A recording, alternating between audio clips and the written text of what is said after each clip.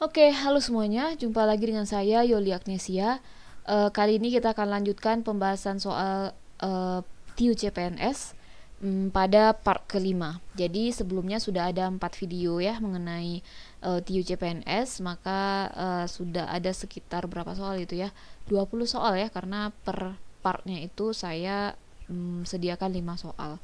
Jadi silakan bagi yang belum cek video-video yang sebelumnya bisa bisa menjadikan soal-soal sebelumnya itu sebagai latihan.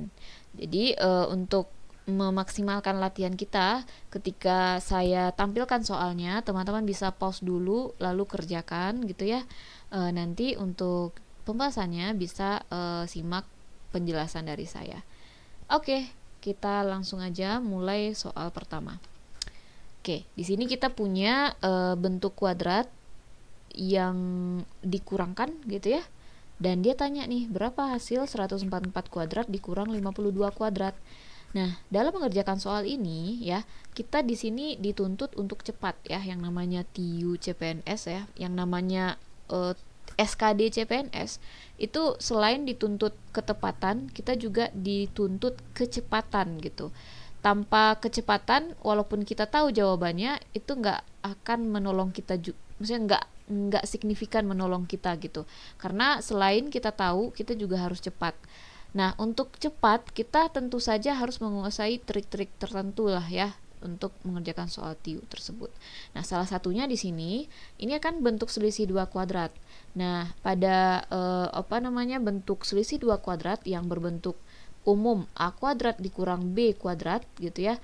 Ini bisa kita selesaikan lebih cepat dengan menggunakan perkalian penjumlahan A dan B dan pengurangan atau selisih A dengan B gitu. Sesimpel ini.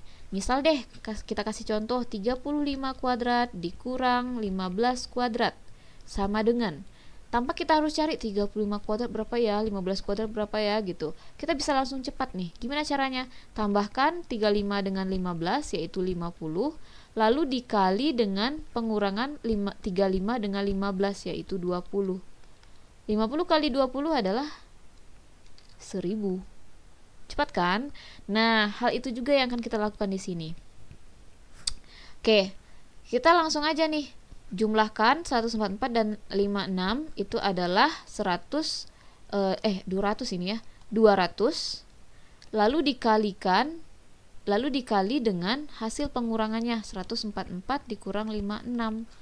Berarti ini 8, ini 8 lagi ya, 88 ternyata ya.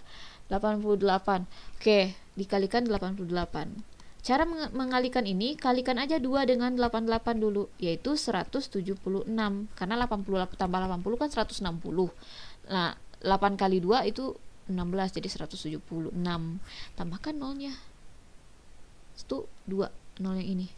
Ya udah, jawabannya D. Ya, bagi yang pengen latihan gitu ya, kalian bisa ambil aja angka yang kalian mau gitu ya. Lalu cari gitu. Misal di sini saya kasih contoh aja deh. 252 kuadrat dikurang gitu ya 152 kuadrat. Nah, coba deh ini berapa nih. Gitu ya. Silakan dicoba. Nanti bisa ditulis di kolom komentar ya. Ini asal-asal aja nih angkanya saya ambil. Semoga aja bisa bagus ya hasilnya. Oke, kita lanjutkan soal kedua. Ya, kembali ke deret, tapi di sini deret huruf, dimana kalau untuk mengerjakan deret huruf ini kita konversi dulu dia ke deret angka. Caranya bagaimana? Nah, salah satu caranya atau ya caranya yang saya tahu gitu ya, kita bisa urutkan dulu. Jadi si huruf ini posisinya itu ada di mana? Di abjad gitu. Yang namanya huruf pasti kalau berdasarkan abjad dia punya posisi tertentu. Nah, di sini kita tuliskan aja, semoga nanti kalian bisa hafalkan ya, kalau bisa gitu.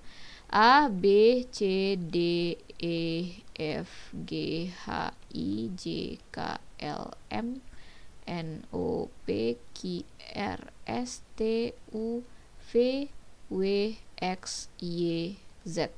Oke, posisinya ini 1, 2, 3, 4, 5, 6, 7, 8, 9, 10, 11, 12, 13, 14, 15, 16, 17, 18, 19, 20, 21, 22, 23, 24, 25, 26. Oke. Next kita taruh angka posisinya T. T berapa angka posisinya? Mari kita cek. Wait dulu. Nah, ini. T itu berada di posisi 20. Oke. Taruh 20. Oke, L itu berada di 12. P itu ada di 16. N adalah 14. L, wait, apakah saya keliru? P dulu, P berapa tadi? P 16, kemudian N 14. Oke, L lagi ternyata ya. L lagi berarti yang gak usah dicari, 12 tadi ya. P lagi itu berarti 16. Oke. Nah, dari sini kita bisa lihat ya bahwa di sini TLP, NLP. Jadi LP-nya berulang terus kan ya sebenarnya.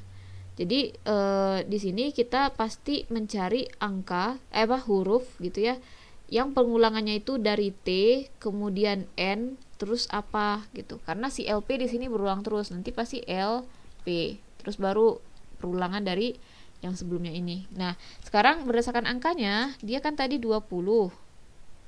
20 kemudian berkurang di sini menjadi 14, jadi kurang 6. Nah, dari sini ke sini ya kita ambil polanya di kurang 6 juga. Berarti ini harusnya nanti posisi di 8 gitu. Lihat di sini posisi 8 itu adalah H. Berarti di sini adalah H gitu. Jadi jawabannya D. Oke, next. Jika P adalah bilangan yang menyatakan 0,234% dari 3,74 dan Q adalah bilangan yang menyatakan 3,71% dari 0,234, maka pernyataan yang tepat adalah. Oke, ini sebenarnya gampang, tapi kalau kita tahu caranya gitu ya.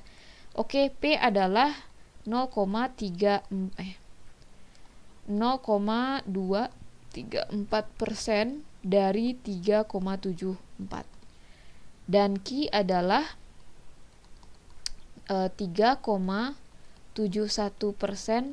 dari itu kali di sini ya 0,234. Nah, sekarang perhatikan, kalau misalnya persen ya, pengerjaannya itu nanti pasti akan dijadikan ke per 100.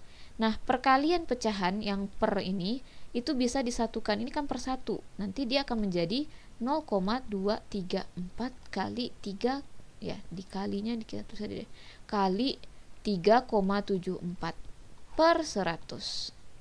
Per 1000 lagi, 100. Nah, sedangkan yang ini juga nih per 100 juga kan, berarti per 100. Nah, dari sini kita punya 3,71 dikali 0,234 per 100. Nah, perhatikan baik-baik. Nah, dalam perkalian ya, ada sifat yang namanya sifat komutatif. Apa itu sifat komutatif? Dimana ya, sifat komutatif itu adalah ketika A dikali B itu sama saja dengan B dikali A. Maka kalau kalian punya bentuknya di sini 0,34 dikali 3,74, ini sama aja ketika 0,374 dikali 0,234. Nah, coba perhatikan bentuk ini dengan bentuk ini.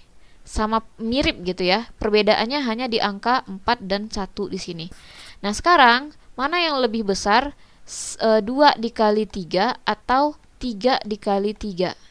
Tentu saja lebih besar 3 dikali 3. Jadi semakin besar pengalinya ini, maka semakin besar hasilnya. Nah, sekarang coba perhatikan, mana yang lebih besar 0,374 dengan berapa?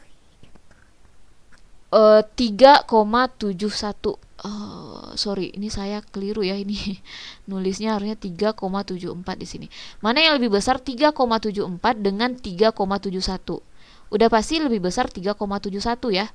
Nah, maka dengan demikian kesimpulannya P lebih besar daripada Q. Jadi yang kita lihat itu hanya ini aja, yang berbeda ini aja. Karena pengalinya sama di sini kan, gitu. Jadi jawabannya B.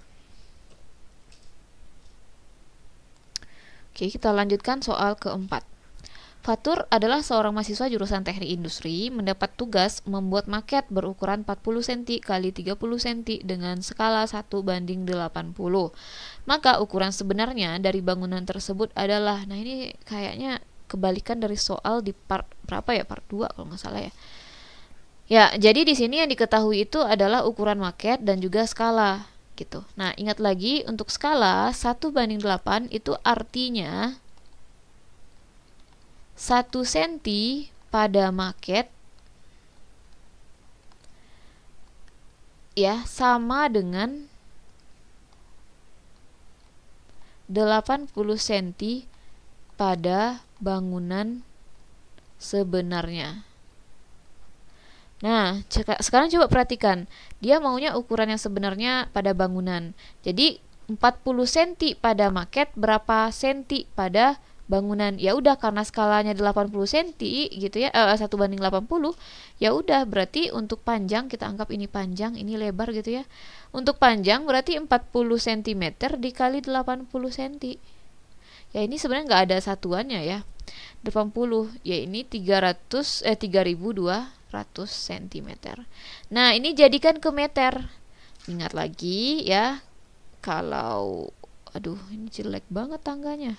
Sini deh kita taruh.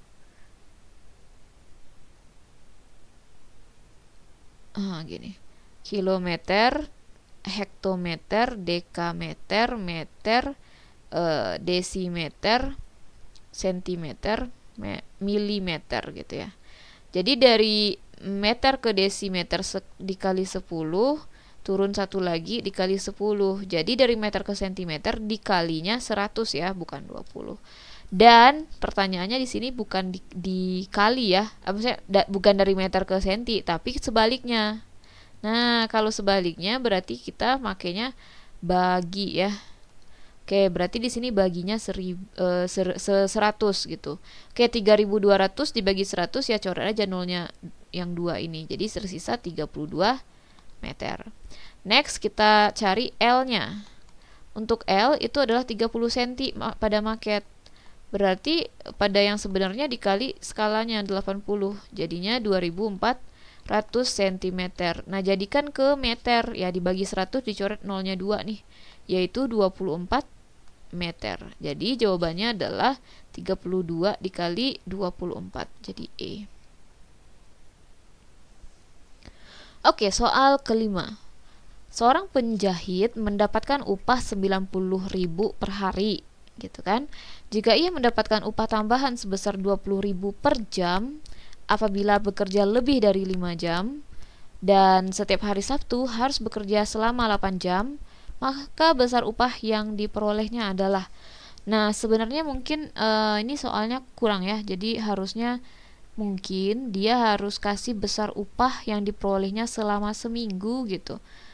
Atau ya saya nggak ngambil soal ini, nggak dicek dulu ya, sorry ya. Oke, kita di sini ya ambil aja 1 minggu ya, kita ambil aja upah 1 minggu. Oke, kalau upah 1 minggu ya, 1 minggunya itu kita misalkan dari Senin sampai Minggu gitu. Oke, artinya dia bekerja lembur itu dari informasi soalnya ini itu adalah di hari Sabtu ya. Nah, upah hariannya ya, karena dia ada 7 hari, maka upah harian, upah atau pokok gitulah ya, berarti 7 dikali 90.000. Wah, ya ini nggak mungkin ya, karena ya pada optionnya itu kurang dari 630 semuanya. So ini artinya bukan Senin sampai Minggu nih.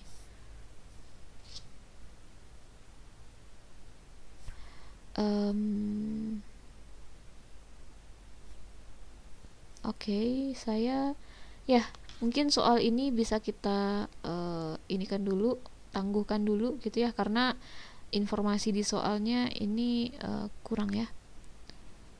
Oke, saya kira cukup untuk video kali ini.